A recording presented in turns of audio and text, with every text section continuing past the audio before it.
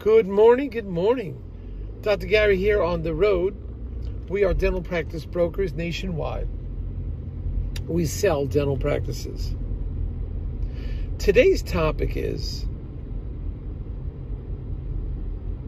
when selling a dental practice, if you want a successful result, minimize conversations between buyer and seller. Really important. We're going to talk about why this is. So now we're in 28 states throughout the country selling dental practices. We are dental practice brokers. I was a dentist for 25 years. And I've been doing the dental practice brokerage now for 13 years. We have a team of 10 employees, including 2 CPA accountants, marketing, accident reported ahead, etc. So call us. We're now available to you 363 days a year. We take off Christmas and Easter. Our phones are answered from 8 a.m. till 9 p.m. at night, East Coast time. So give us a ring at any time. We'll be more than happy to help you. Now,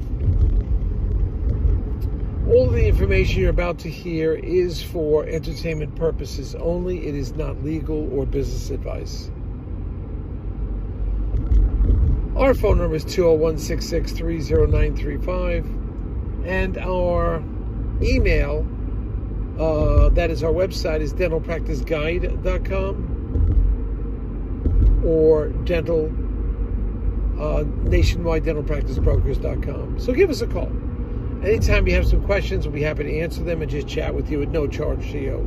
If you wanted a quick analysis of what your practice is worth, we could do that also. Okay? And give you some short answers for that. If you're thinking about selling to a DSO, please give us a call, because often they will pay our commission. And we know everything about the DSOs. We work with them constantly. It's a changing landscape with the DSOs. That is Dental Services Organization, corporate dentistry. It is changing all the time. We know what they're looking for, what their requirements are, or just about everything, because we know we're basically the cop on the beat, the reporter at the front lines. So we know. Now, when you work with us also, based on certain criteria, we can often get your legal fees reimbursed upon successful closing. So call us about that program we have. You won't wind up paying any legal fees. We'll reimburse them at closing. But anyway, let's move on to some other topics now that we talked about earlier. Why should you minimize the conversation between buyer and seller when selling a dental practice? The reason, there's no advantage to it. I do feel you should both, as professionals, I'm a dentist myself, get acquainted with one another, feel comfortable with one another. You should never, ever discuss business. That is always left to the professionals. Too many times, far too many times, I've seen this happen.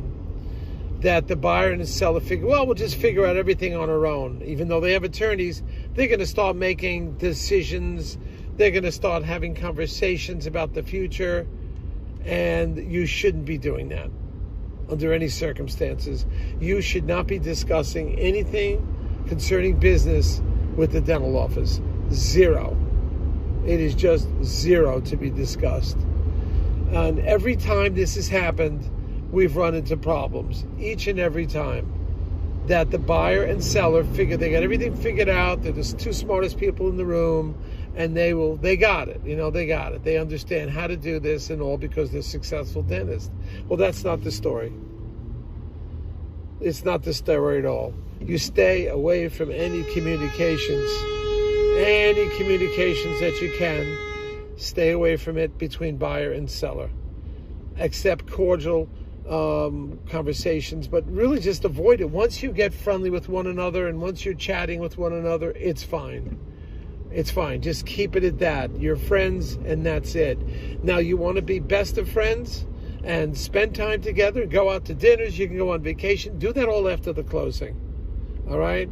If you have specific questions that have to be answered technically, do it through the broker, do it through the attorney. Minimize the conversation absolutely with the buyer and the seller, because a simple few words that the two of you may discuss that you don't tell the attorneys and or brokers, you've now done something, exchange information outside of the professional circles that we know about. And we can't help you.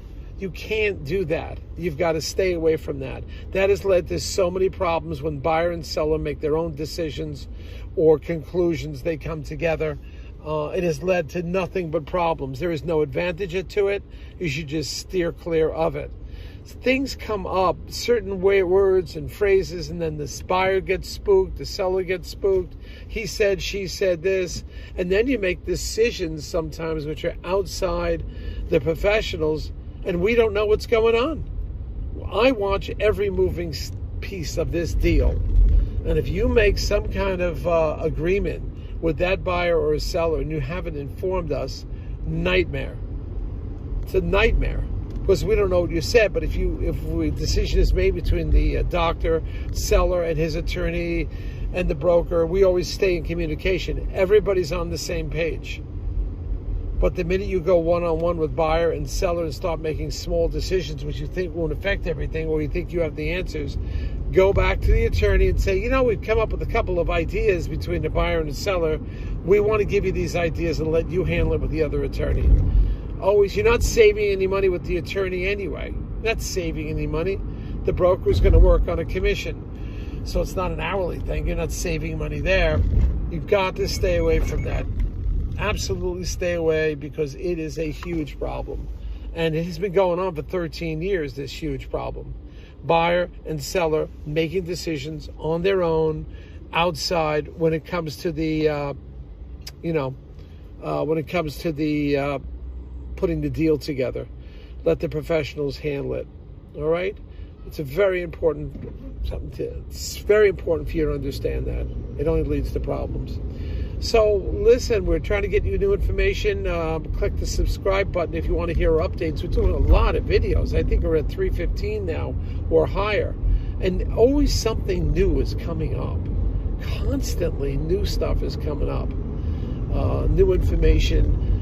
Sometimes it's once every now and then deal that occurs, and that adjustments have to be made in the deal. For example, we're doing a deal now where there's a cash back, and I've never done that before. So if you keep up with this, we'll keep you posted of what's going on. Thank you so much. Bye now.